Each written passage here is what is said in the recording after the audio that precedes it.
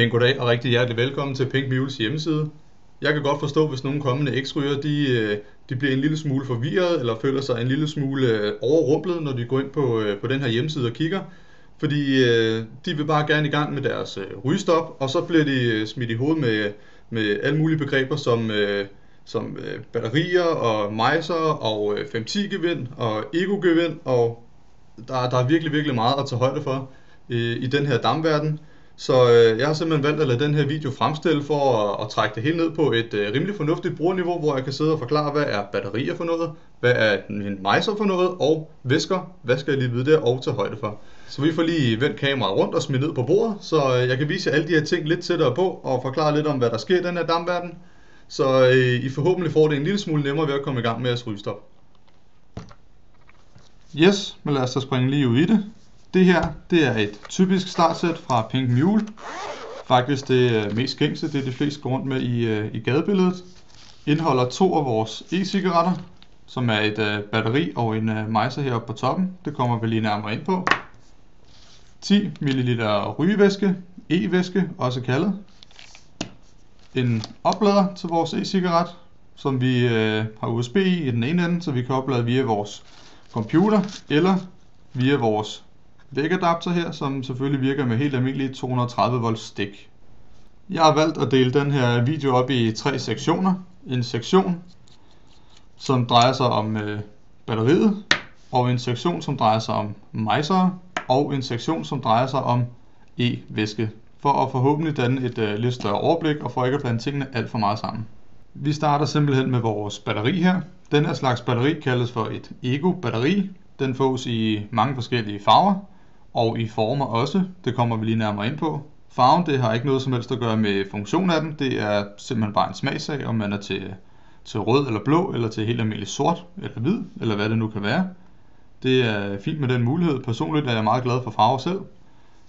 På de her batterier er der en lille knap her, som lyser, når man trykker på den. Det betyder, at batteriet er aktiveret, når vi holder den inde, og deaktiveret, når vi slipper den. Som selvfølgelig betyder, at når vi har skruet vores mejser her på, så vil vores mejser producere damp, når vi trykker på knappen, og når vi slipper den, vil den holde op med at producere damp. Alle de her slags batterier har forskellige milliampere. Milliampere, det er en måde at beskrive batterikapaciteten eller levetiden på. Det her batteri er et 650 mAh batteri. Det batteri, jeg har her, det er et 1300 mAh batteri. Det kan man se i form af størrelse, blandt andet at den er noget tykkere, en del tykkere faktisk, og den er også noget længere. Det betyder selvfølgelig, at den har længere batterilevetid, men den vil selvfølgelig også være større. Som man kan se her, så er der et udvendigt gevind her, og et indvendigt gevind indeni her. Det indvendige gevind her bliver refereret til som 510 gevind, og det udvendige gevind her bliver refereret til som ego-gevind.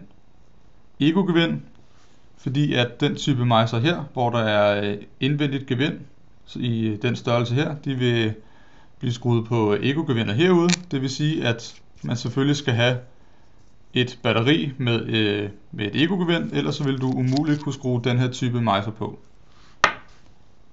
Et 510-gevind vil passe med den slags gevind her. Du kan se, det er sådan et lille udvendigt gevind, der lige stikker ud, som altid vil passe ned i den type gevind her.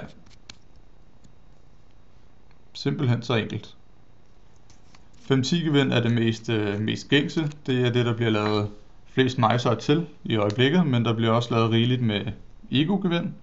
Den type batteri her er også typisk udstyret med en låsefunktion. Det vil sige, at vi kan trykke 5 gange på vores knap hurtigt efter hinanden, og den vil derfor låse knappen. Det vil sige, at vi kan ikke komme til at fejlaktivere, hvis vi skulle have den liggende i lommen, eller vi skulle sidde og lege med den i hånden, eller hvad det nu kunne være. Vi trykker 5 gange hurtigt efter hinanden igen, så låser den op og er derfor klar til at dampe igen. Jeg vil gerne lige have lov til at blive en lille smule teknisk også. Vi skal snakke lidt om volt, så jeg skruer mit voltmeter her på, så I kan følge med. Et fuldt opladt batteri vil ligge på de her 4,2 volt, 4,18. Det er meget tæt på. Det betyder simpelthen, at det her batteri det er ladt fuldt op. Selvfølgelig, når vi bruger vores batteri, og vi har gået og dampet på det i nogle timer, så vil det stille og roligt dale en smule i volten her. Jeg har et andet batteri herover, som jeg har gået og dampet lidt på. Det er næsten tom for strøm. Og som I kan se her, der siger den 3,4 volt. Det er faktisk noget af det sidste batteritid, jeg har på den her. Omkring 3,4, der er det der batteriet typisk dør. Batteritid for dem her, der har man typisk en 3-4 timers damp for 650 mAh batterier. Når batteriet er fuldstændig afladt, så vil det blinke på den her måde. Det betyder, at man skal have skruet sit batteri i en oplader, så vi skal til at have fat i vores oplader her. Og det gør man simpelthen på den enkle måde, at man skruer den ind, indtil man møder modstand hertil.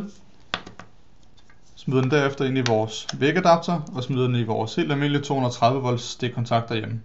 Og så venter vi i typisk et par timer, for at det her batteri igen skal blive fuldt opladt. Det, hvor jeg gerne vil hen med al den her snak om volt, det er simpelthen, at vores batteri, når det er fuldt opladt til 4,2, så vil det give maksimal damp, og stille og roligt som batteriet det bliver brugt, altså batteriet drænes, så vil det give en mindre mængde damp. Selvfølgelig i større eller mindre grad. Måden at undgå den her tab af volt, det er ved simpelthen at få fingrene i sådan et variabelt volt batteri. Variabel volt, fordi at man bestemmer selv den volt, den skal stå på. Jeg vil lige prøve at vise det her. Nu sætter jeg den for eksempel på 3,2. Og så siger den 3,18. Det er meget tæt på 3,2. Helt fint. Så prøver jeg at skrue den op til maksimum, som er 4,8 på den her. 4,8. Yes. Det betyder selvfølgelig, at man ikke mister dampmængde på samme måde. Det betyder så selvfølgelig også, at batteriet vil blive hurtigere brugt. Nu kan I jo godt se, at det her batteri er noget større, så derfor vil batterilevetiden være cirka det samme som det lille her. Der findes så mange andre former for batterier også, nu når vi er kommet ind på variabel volt. Der findes så nogle som det her. Det her batteri, det bliver kaldt for et mod. Et mod bliver det typisk kaldt, fordi at man kan skrue bunden ud her. Og så er det simpelthen batterier, du har ved siden af, som du smider ind i dit mod, og skruer bunden op igen. Og så er der simpelthen plus- og minusknapper her, hvor du kan skrue op for volten, du kan skrue ned for volten, og du aktiverer moddet ved at trykke på siden her. Det her det er selvfølgelig bare en type mod, der findes virkelig mange forskellige. Jeg kan prøve at få nogle flere ind i billedet. Der er sådan en som den her. Den kan man selv skifte farve på. Rigtig fancy, har jeg selv brugt meget. Så er der sådan nogle som dem her, som er et mekanisk mod. Det er mekanisk, fordi at det fungerer på præcis samme måde som det her lille Eco-batteri. Der vil strømmen også dale stille og roligt, som det bliver brugt. Man kan ikke skrue op og ned for volten. Der smider man simpelthen også bare et batteri i.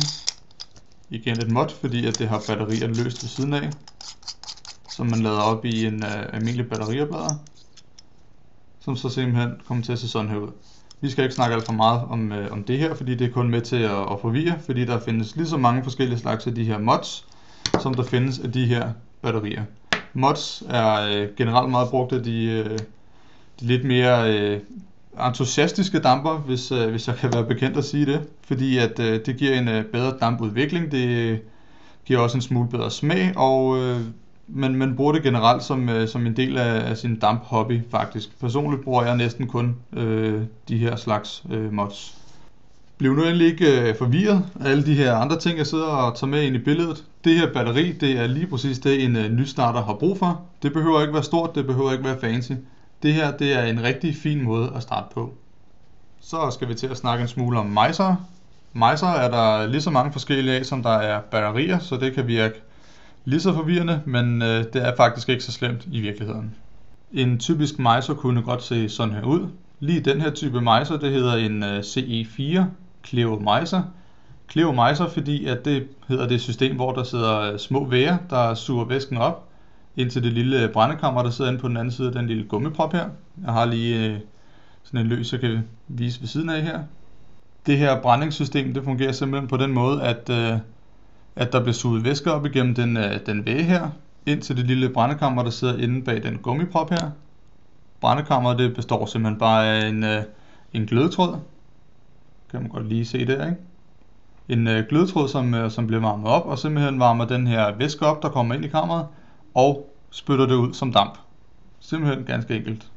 Som vi kan se på den her, så har den ikke et lille 5-10 gevind, der stikker ud. Det er simpelthen sådan et hul med en lille krave omkring. Det betyder, at den her mejser kan kun blive skruet på batterier med et Ego-gevær. Sådan der. Vi skal have fyldt noget væske i. På den her type, der gør man det simpelthen ved at skrue låget af. På den måde der. Hele mundstykket, toppen. Så tager man sin e-rygervæske og holder den her CI4 lidt på skrå og fylder ned på den måde her. Den glødetråd, der sidder herinde i brændekammeret her, den vil selvfølgelig have en begrænset levetid. Der findes folk, der har været helt oppe og få dem til at leve i 3 måneders tid. Det betyder selvfølgelig bare, at man skal passe rimelig godt på dem, men typisk vil de have en levetid på omkring en måneds tid. Der findes selvfølgelig, som jeg sagde lige før, rigtig mange forskellige slags mejsere. Den her, det ligner godt nok den her over en smule. Det her, det hedder en iClear 16. Der kan man simpelthen skrue den op i bunden. Og så kan man komme ind til atomizer hovedet, som det her det hedder. Så kan man skrue det af. Og i stedet for at købe en helt ny mejser som den her over, så kan man nøjes med bare at smide det her hoved væk, når det engang er blevet kedeligt og dårligt. Så kan man købe sådan et nyt her til økonomisk fordel. Skrue det i igen, og så er du simpelthen klar til at dampe af dig en gang. Nu med fuldstændig fornemmelsen af at have en ny mejser igen, fordi at du har skiftet afbrændingssystemet, som er hjertet i hele den her type mejser. Der findes også nogle mejser som den her for eksempel. Ja, den er også grøn. Jeg er rigtig glad for grøn. Som også fungerer på samme måde. Det er også med væger, som går ind i det samme brandkammer. Her der er tanken udenom med væsken ned i en smule større, og man har mulighed for selv at skifte de her toppe på. Nu sidder den her lidt fast. Jeg kan få en lilla på, hvis jeg for eksempel har lyst til det. Eller jeg kan få en stor, tyk trompet-tud på, hvis jeg har lyst til det. Selvfølgelig, det er igen en smagsag. Den her slags hedder en Vivinova. Vivinova, meget, meget populær og meget, meget stabile. Noget af det nye, der er kommet, det er sådan nogle som den her, EVOD, EVOD, er begyndt at blive meget populær også, fordi at brændekammeret, eller glødetråden som det hedder, sidder helt nede i bunden her. Ved de andre her, der kan man være nødt til at vippe den lidt en gang imellem, fordi tråden den sidder oppe i toppen. Man skal sørge for, at den her væge, der sidder inde i de almindelige C4 her, den er godt fugtig hele tiden, ellers kan man godt risikere i hvert fald at få en lidt kedelig, lidt brændt smag. Men i dem her, hvor glødetråden simpelthen sidder i bunden af den, der er det ikke det store problem. Derfor er de begyndt at blive rimelig populære også, og ser desuden også rigtig fint ud på et Ego-batteri. Der findes også et brændesystem, der hedder en Cartomizer. Cartomizer, det er det, jeg har inde i den lille pose her. Prøv lige at åbne den en gang. Man fjerner simpelthen de her gummipropper i begge ender. Det er simpelthen for at beskytte den. Hvis jeg ellers skulle få med, sådan der. Og man fjerner den lille gummiprop, der sidder her. På toppen af den, det er bare sådan en lille hvid dut. Igen, for ikke der skal løbe skidt og snavs og alt muligt halløj ned i. Det er simpelthen vores Cartomizer. Vores Cartomizer består af et langt metalrør med noget vat indeni. Vattet er simpelthen meningen, at det skal fugtes af den her rygevæske, sådan så at væsken den vil blive transporteret hele vejen ned til vores lille glødetråd, som sidder cirka hernede i bunden. De her små huller, det er der simpelthen fordi, at man kan få noget, der hedder en Cartomizer-tank, som er den her. For eksempel den her, de findes også i flere forskellige størrelser og i flere forskellige farver og udseende. De her Cartomizer-tanke er simpelthen beregnet til, at man kan sætte sin Cartomizer ind i på den måde her, så den kommer til at se sådan her ud. Man kan så derefter fylde hele kammeret hernede med væske, og på den måde får man større væskekapacitet, fordi at man har hele det her kammer fyldt med væske, i stedet for kun det væske, der kan være inde i selve Cartomizeren, altså inde i vattet her. Inde i vattet kan der ligge typisk en milliliter eller deromkring. Der findes også nogle Cartomizer, der ikke er hul i. De Cartomizer er typisk beregnet til dem, som har lyst til at bruge Cartomizeren som den er, uden den her tank til. Men man kan få et stykke værktøj, som ser sådan her ud. Der er simpelthen mulighed for, at man kan sætte sin Cartomizer ind i den og selv lave et hul, afhængig af den størrelse, man har lyst til, eller den mængde, man har lyst til. Rimelig smart. De her cartomizer, de er bygget til, at man kan sætte sine toppe her på. En drip tip hedder det faktisk, så man kan få nogle forskellige drip tips til dem også. Rimelig smart og meget populært faktisk også, at skifte drip tips på sine forskellige mejser. Det giver en mulighed for at gøre den mere personlig. Sådan her vil en fyldt cartomizer tank se ud. Man kan se, at den er helt fyldt med væske. Man kan se, at det her er en cartomizer, jeg selv har lavet hul i, fordi hullet er blevet sådan lidt større end det vi så på før. Sådan kan jeg godt lide mine cartomizer huller. Det synes jeg fungerer rigtig, rigtig fint. Med en smart guldfarvet drip tip på toppen. Fungerer super rent godt. Nu har jeg brugt meget i min tid som damper. Så skal vi til at snakke lidt om rygevæsker. Rygevæsker kommer typisk i de her små 10 ml flasker. Lige den her rygevæske, det er med mintsmag. Og smagsudvalget i de her rygevæsker, det er kolo enormt. Det kan nærmest, det kan slet ikke beskrives. Altså du kan få præcis den smag, som du vil have. Det er lige før, der slet ikke er nogen grænser. Men som nystarter vil jeg råde folk til at bruge noget sådan rimelig enkelt. Hvis man er til frugt måske, så prøv en banan eller en jordbær, uden at det bliver alt muligt mixet. Og hvis man er til tobaksvæsker, så brug en helt almindelig Marlboro smag eller noget i den retning. Eller hvis man er til mentol, så brug noget mentolsmag. Lad være med som det første at gøre det meget, meget fancy, fordi chancen for, at man måske rammer noget, som ikke lige tiltaler ens smagsløg, er måske rimelig stor, hvis man begynder at eksperimentere for meget til at starte med. Så start med noget enkelt, det er et rigtig godt råd. Når man sidder og kigger på de her rygevæsker, så får man også mulighed for at vælge mellem nikotinstyrker, helt ned fra 0 mg, det vil sige selvfølgelig ingen nikotin, helt op til 24 mg nikotin. Anbefalet nikotinstyrke, det kan godt være en lille smule svært, fordi det er sådan lidt med smagssag. Jo højere nikotinstyrke du har, jo større et halskras vil du få. Jo lavere et nikotinindhold du har, jo lavere et halskras vil du få. Halskras, det er som sagt det kendte ved almindelig rygning, som mange ryger de vil komme til at savne, hvis de skulle gå over og dampe 0 mg nikotinvæske.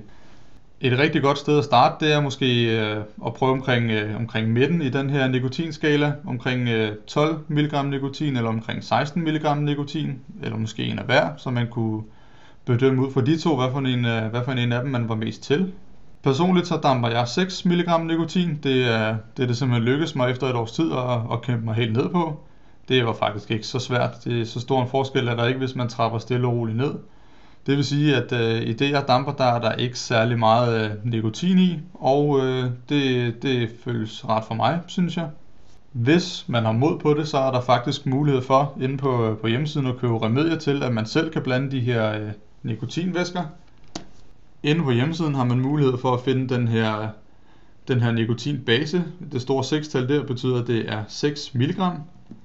Og man kan finde aromaer. Det her det er ikke dampklar væske, det er ren aroma, som man skal blande sammen med sin base her for at lave en færdigklar dampvæske, som den vi har herover. Typisk vil man blande omkring 10-20%, afhængig af hvor stærk en smag man ønsker.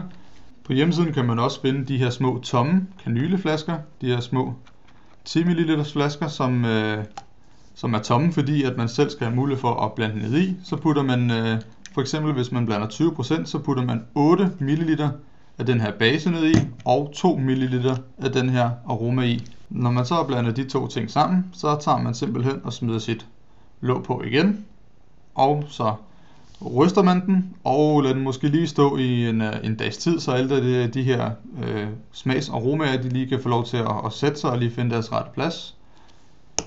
Det er i virkeligheden ikke den store kunst. Jeg har selv blandet i næsten siden starten faktisk. Det er en utrolig spændende hobby.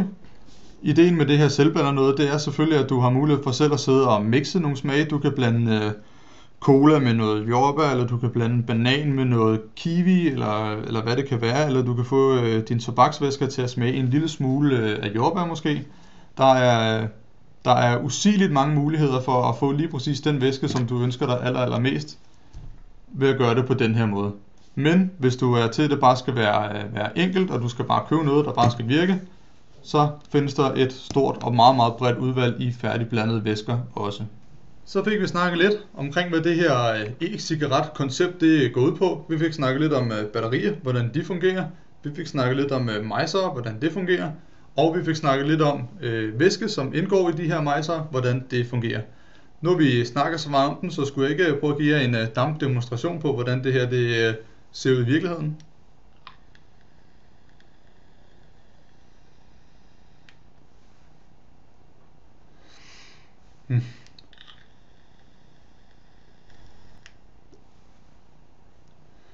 Som I nok kan se, så sidder jeg lidt længere tid med den i munden, end jeg typisk vil gøre med en almindelig cigaret. Der vil man jo bare have noget sådan, som det her.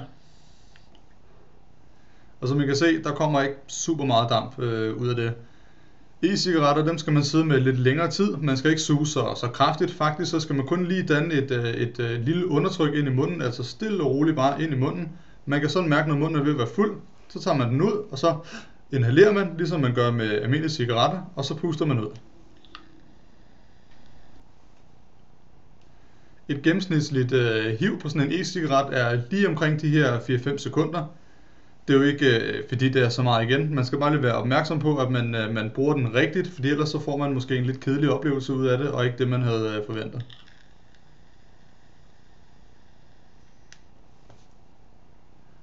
Personligt så kan jeg slet ikke forestille mig at gå tilbage til almindelige cigaretter. Det smager meget bedre end røg gør. Det lugter meget bedre end røg det gør. Det samler sig ikke sådan i rummet. Det ligger sig ikke på væggene og på hylderne af det her. Man kan være i rummet sammen med en, der damper, fordi de her aromastoffer, de er sådan rimelig flygtige. De er hurtigt væk igen, og det er igen ikke nogen, der sætter sig eller er til gene for nogen som helst.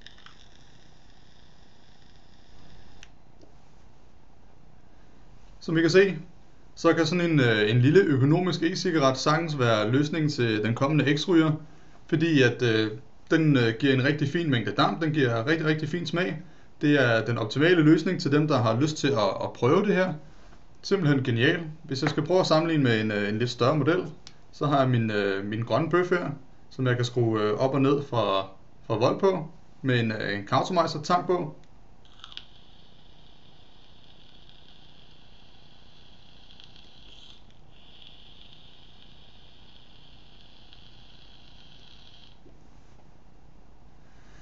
Som I kan se her, så er det en betydeligt større mængde damp. Det gør i virkeligheden ikke så super meget ved smagen. De smagsaromaer her, de hænger jo i dampen, så jo mere damp du får ind, jo mere intens vil din smag også blive. Så man føler, at den her smag den er gengivet på en lidt mere effektiv måde. Men det er langt fra nødvendigt, hvis man bare skal holde op med at ryge.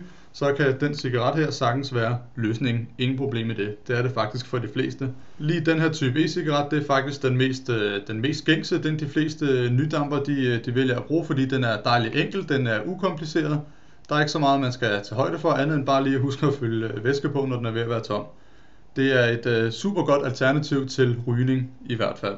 Som en lille biting, så kan man få de her halskæder, hvor man kan have sin e-cigaret hængende, ikke den går og bliver væk, eller man får smidt den væk i lommen eller noget, så kan man bare lige tage et puff og hænge den igen, og så kan man lige vente lidt, lige tage den op og lige tage et puff og hænge den ned igen. Rigtig, rigtig smart. I virkeligheden så er det faktisk ikke så vigtigt, om jeres e-cigaret den ser sådan her ud, eller om jeres e-cigaret den ser sådan her ud. Det vigtigste og det absolut væsentligste, det er, at I holder op med at ryge. Det er det, der er humlen i alt det her. Det kræver en lille smule indsigt. Det ved jeg ikke, om det gør. Det kræver måske, at man sætter sig en smule ind i det, men man skal ikke gøre det mere avanceret, end det i virkeligheden behøver at være. Det kan godt være så enkelt som det her. Hvis der skulle være nogle spørgsmål, så er I selvfølgelig meget velkomne til at tage kontakt til Pink Mule, de her supporter, der sidder her og bare venter på at besvare jeres spørgsmål. Ellers så er der det her forum, der hedder eryger.com. Der er også nogle andre forums, men personligt vil jeg gerne fremhæve det her eryger.com. Der er folk rigtig, rigtig flinke. Der kan man gå ind og oprette en profil, og så er der en hel dampverden derinde, som er villig til at svare på alle de spørgsmål, I nu skulle have. Udnyt de muligheder, I har. Det er ikke så besværligt. Tusind tak, fordi I gad at se med, og held og lykke med jeres rygestop.